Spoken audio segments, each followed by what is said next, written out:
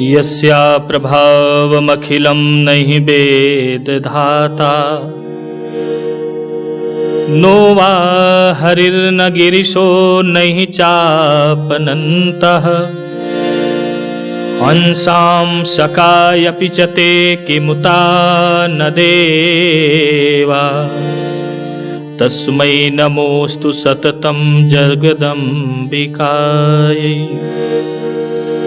यदपादपङ्कजसमवाप्य विश्वं ब्रह्मासृजत्यनुदिनं च बिभर्ति विष्णु रुद्रस्य संहरति नेतरथा समर्था तस्मै नमोस्तु सततं जगदम्बिकाय तस्मै नमोस्तु सततं जगदम्बिकाय।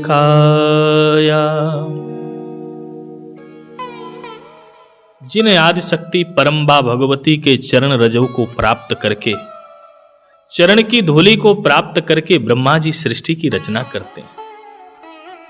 जिस आदिशक्ति परम्बा भगवती के कृपा के कारण से भगवान विष्णु सृष्टि का पालन करते हैं और जिस आदिशक्ति परम्बा भगवती के कृपा से भगवान शिव जगत का कल्याण करते हैं, ऐसे आदिशक्ति परम्बा भगवती श्री दुर्गा जी के चरणों में हमारा बारंबार प्रणाम है।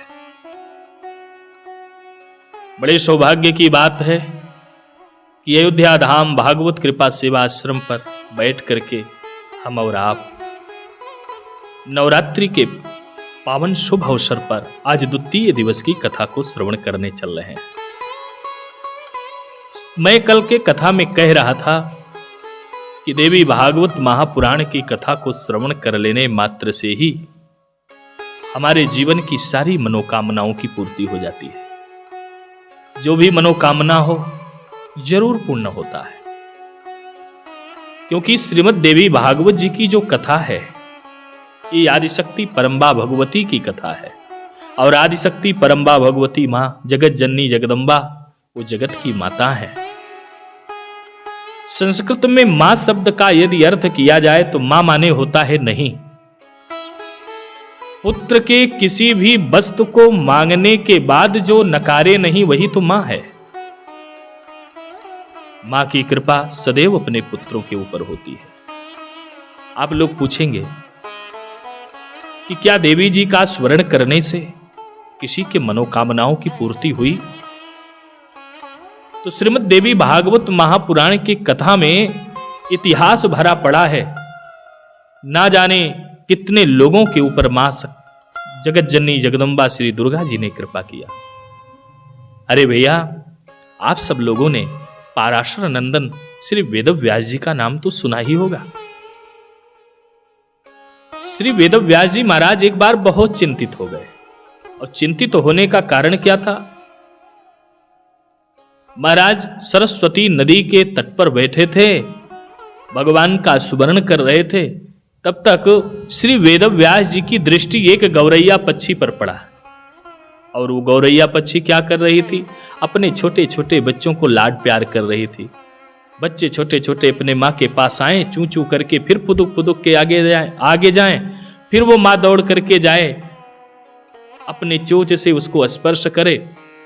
तो श्री वेदव्यास जी के मन में विचार आया कि जब पशु पक्षी अपने पुत्र से, पुत्रियों से, बच्चों से इतना प्रेम करते हैं तो हम आप क्यों नहीं कर सकते? और श्री वेदव्यास जी के मन में एक अभिलाषा हुई कि हमें भी पुत्र मिल जाता तो बढ़िया रहता। पुत्रहीन नर को अभागा माना गया है। जिसके जीवन में कोई पुत्र नहीं है उस पुरुष को लोग कहते हैं ये अभागे हैं। आप लोगों ने देखा होगा, सुना भी होगा, जो संतानहीन व्यक्ति है उसका लोग सुबेरे सुबेरे दर्शन भी करना नहीं चाहते, उससे मिलना भी नहीं चाहते। वेदव्यास जी ने मन में सोचा कि पुत्र के बिना गृहस्थी कैसी, पुत्र के बिना जीवन कैसा? पुत्र यदि नहीं होगा तो पू नामक नरक से हमें कौन तारेगा? और गृहस्थ आश्रम का यदि हम भी पालन करेंगे तो क्या अनर्थ हो जाएगा। अरे मेरे पिताजी ने, पाराशर जी ने भी तो गृहस्थ आश्रम का पालन किया जिससे मैं उत्पन्न हुआ।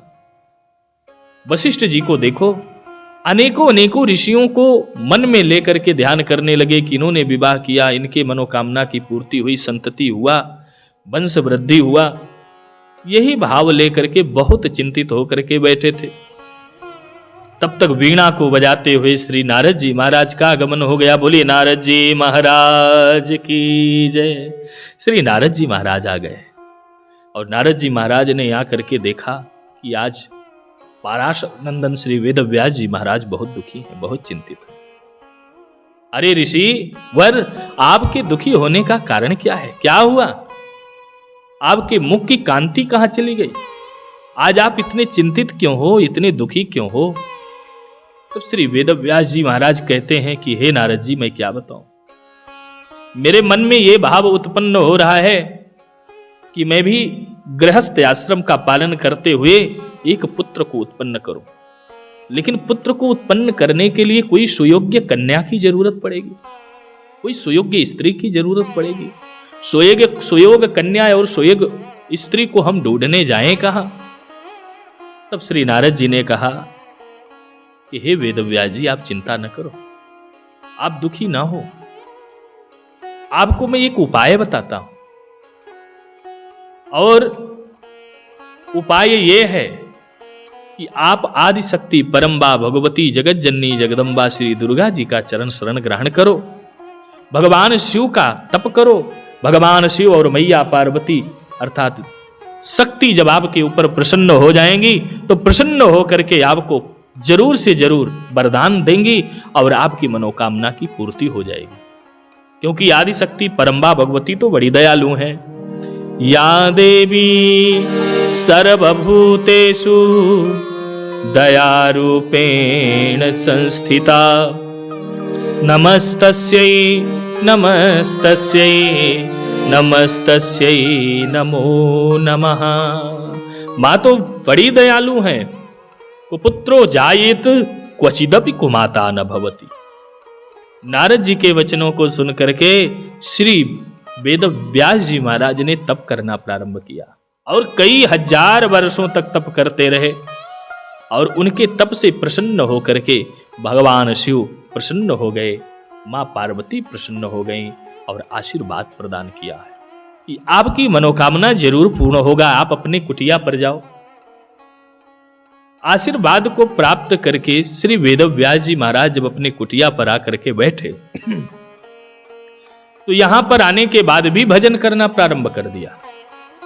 एक दिन अरणि मंथन कर रहे थे, दो लकड़ियों का घर्षण कर रहे थे हवन करने के लिए, और उन दोनों लकड़ियों के घर्षण को देख करके इनके मन में भी ये उत्पन्न होने लगा कि जैसे दो लकड़ियों के घर्षण से पुत्र अग्नि प्रकट हो जाता है, ऐसे ही हम चाहते हैं कि कोई मेरी स्त्री हो और हम दोनों के समागम से भी कोई पुत्र उत्पन्न हो जो हमारा नाम करे, जो समाज को नया दिशा दे सके, नया दशा दे सके।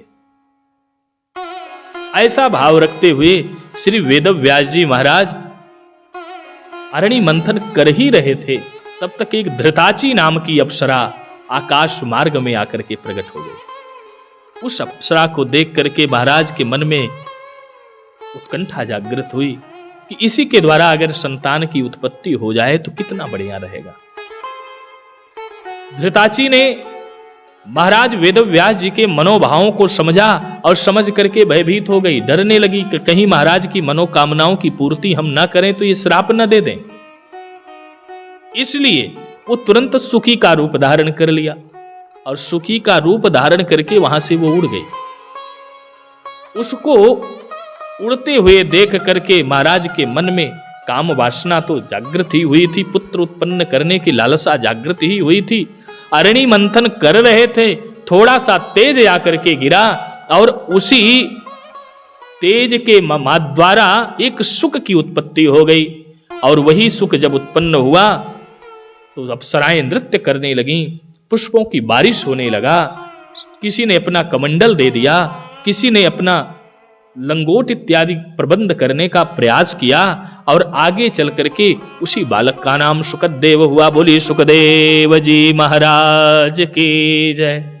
और यही सुखदेव जी महाराज जब बड़े हुए, इनका सारे उपनयन संस्कार इत्यादि विद्या अध्ययन इत्यादि जब संपन्न हो गया, तो वेद व्यास जी ने एक बार अपने पुत्र से आकर के कहा कि हे बेटा सुखदेव, अब आप विवाह कर लो, आप विवाह के योग्य हो गए हो। सुखदेव जी ने कहा पिताजी, मैं विवाह करना नहीं चाहता, क्योंकि हाड़ मांस के इस शरीर से जिसमें केवल मूत्र ही भरा है, दुर्गंध ही दुर्गंध भरा पड़ा है, जो विष्ठा का द्वार है, मल का द्वार है, उसके प्रति हम आसक्त हो जाएंगे तो भगवान का भजन और भगवान की भक्ति हम कैसे करें। लाख प्रयास करने के बाद भी सुखदेव जी नहीं मानते हैं। तब श्री वेद व्यास जी ने अपने पुत्र सुखदेव से कहा, हे सुखदेव, मैंने एक ग्रंथ की रचना करी है और उस ग्रंथ का नाम है श्रीमद् देवी भागवत महापुराण। इस ग्रंथ का अध्ययन करो और पढ़ करके अध्ययन करके इसको जनमानस तक प्रसारित करो, लोगों को श्रवण कराओ, देवी जी के महिमा को सुनाओ, जिससे जगत का कल्याण हो सके। तो मनोकामनाओं के सिद्धि का सबसे बड़ा साधन यदि कुछ है मेरे भाई बहन, तो है देवी भागवत जी की कथा। और नवरात्रि के अवसर पर अयोध्या जैसे तीर्थ में बैठ करके कथा श्रवण करने को मिले, तो इससे बढ़कर के सौभाग्य और क्या हो सकता है।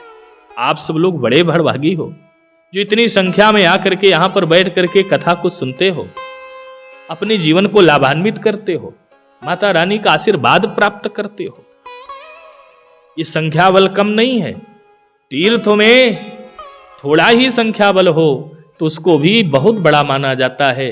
परीक्षित जी ने जब कथा सुना था तो केवल सुखदेव महामुनि ने सुनाया और राजा परीक्षित का कल्याण हो गया। महत्व तो ये नहीं है कि हमारे कथा में भीड़ कितनी है, महत्व तो इस बात की होनी चाहिए कि जो देवी जी की कथा हम कह रहे हैं, सुन रहे हैं, उसको हम अपने जीवन में आत्मसात कितना कर रहे हैं, अपने जीवन में उसको चरित्रार्थ कितना कर रहे हैं। तो मेरे भाई बहन, आप सब लोग बड़े बड़भागी हो जो भी लोग देश विदेश के माध्यम से इस कथा को सुन रहे हैं, और भागवत कृपा सेवा आश्रम के जो परिवार हैं जो हमसे जुड़े हुए हैं, उन सबके लिए हम मंगल कामना करते हैं। आज ब्रह्मचारिणी माता का दिन है, द्वितीयम ब्रह्मचारिणी, दूसरे दिन माता ब्रह्मचारी का, जो ब्रह्मचर्य का पालन करने वाली देवी हैं, जो सभी भक्तों के ऊपर अनुग्रह करती हैं।